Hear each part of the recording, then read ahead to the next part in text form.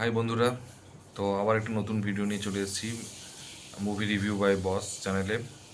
আশা করছি সবাই ভালো আছো। তো আজকে একটা হিন্দি টিজার রিভিউ করতে চলেছি, সেটা হচ্ছে জলি এলবি পার্ট 3, যেটা 19 সেপ্টেম্বর হচ্ছে রিলিজ হবে থিয়েটার হয়ে। আর এই মুভিতে হচ্ছে তার আগে একটা প্লটটা বলে দেওয়া ভালো। 2013 সালে আরশাদ ওয়ারসি, বোমান ইরানি আর বোমান ইরানি সৌরভ শুক্লার কম্বিনেশন করে একটা খুব সুন্দর একটা প্রথম কোর্টরুম ড্রামা, খুব কমেডি এবং খুব ইন্টেলেকচুয়াল এবং মিনিংফুল একটা সিনেমা বেরিয়েছিল। অ্যান্ড ওটা হচ্ছে one of the biggest hit, super hit হয়েছিল। তো সেই থেকে অক্ষয় কুমার, সেকেন্ড পার্ট বেরোলো অক্ষয় কুমার, সৌরভ শুক্লা কিন্তু কনস্ট্যান্ট রয়েছিল এবং বোমান ইরানির জায়গায় অন্নু কাপুর এসেছিল এবং হুমা কুরেশি ছিল। সেই মুভিটাও কিন্তু বক্স অফিসে ভালো বিজনেস করে এবং খুব ভালো হয়েছে। তো এবার থার্ড পার্ট আসছে, যেটা হচ্ছে সবচেয়ে ইম্পর্টেন্ট জিনিস। সৌরভ শুক্লা কিন্তু কনস্ট্যান্ট আছে, হিরো কিন্তু অক্ষয় কুমার জলি এবং আরশাদ ওয়ারসি জলি, দুজনেই থাকছে এবং ডিরেক্টর হচ্ছে সুভাষ কাপুর।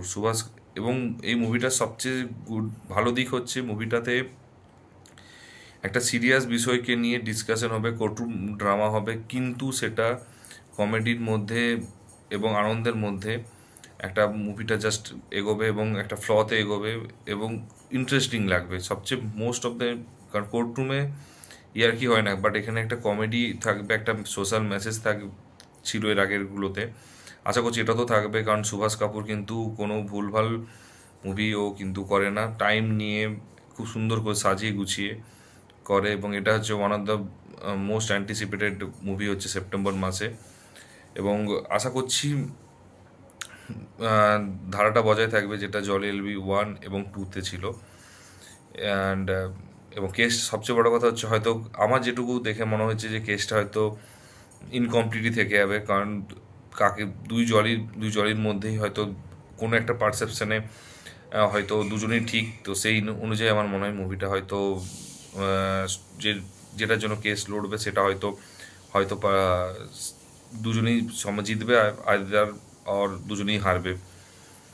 বাট যেটুকু ট্রেজার দেখে মনে হয়েছে, সৌরভ শুক্লা বলবে যে ভাই একটা জলই আমাকে, এর আগে একটা জলই আমাকে এত জ্বালিয়েছে, এবার দুখানা জলই কি করব বুঝতে পারছি না। তো একটা, এবং সে অক্ষয় কুমারের যেটা লাস্ট জলি এলবি 2-তে যে ডায়লগগুলো মানে যেগুলো ছিল সেগুলো আরেকবার জাস্ট রিক্রিয়েট করার চেষ্টা করেছে, ঠিক সেরকমই আরশাদ ওয়ারসির কিন্তু যেটা 2013 সালে যে ফার্স্ট জলি এলবি ছিল সেখানে সেটাও রিক্রিয়েট করার চেষ্টা করেছে। তো ওভারঅল যেটা মনে হচ্ছে একটা কমেডি স্টোরি বেস থাকবে এবং একটা মেসেজ দেবে এবং ভালো অ্যাক্টিং কিন্তু দেখা যাবে এবং ডিরেকশন স্ক্রিন প্লেও আশা করছি দেখা যাবে এইসব মুভিতে।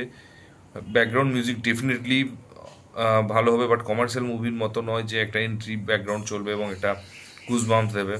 বাট হ্যাঁ, স্টোরির এন্ডিংটা হচ্ছে যেটা সবচেয়ে বেস্ট লেগেছে প্রত্যেকটা দুটো মুভিরই, কিন্তু স্টোরির এন্ডিংটা খুব সুন্দর করে এবং কোথাও বোরিং ফিল হয়নি, সেটা কিন্তু আশা করছি এবারও সুভাষ কাপুর করতে করবে ডেফিনেটলি। তো বাকি ট্রেলার আই থিঙ্ক সেপ্টেম্বরের ফার্স্ট উইক টু সেকেন্ড উইকের মধ্যেই হয়তো বেরোবে। দেখা যাক কী হয় মুভিতে। তো নেক্সট ভিডিও আবার দেখা হচ্ছে, সবাই ভালো থেকো, সাবধানে থেকো, take care, tata, bye by.